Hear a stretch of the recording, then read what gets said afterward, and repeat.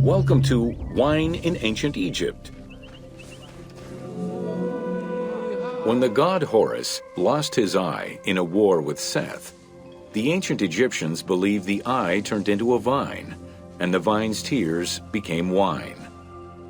Early texts dating back to 3150 BCE contain the hieroglyph for vine.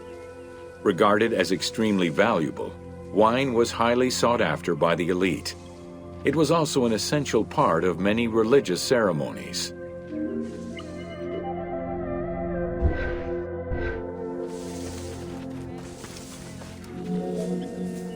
A millennia-old tradition, grape cultivation and wine production was regimented in the way typical of ancient Egyptian bureaucracy. Egyptians kept careful records of winemakers, which they clearly identified on labels. Every landowner with a modicum of self-respect usually kept a vineyard. This held particularly true in the regions of the Fayum and the Nile Delta.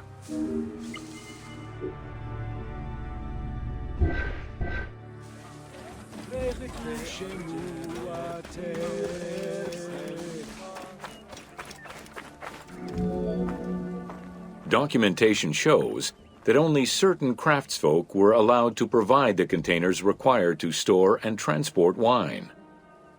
That and rigorous quality control checks established for every step of wine production shows that ancient Egyptians knew that the quality and longevity of wine could easily be affected by any number of variables, which they paid careful attention to.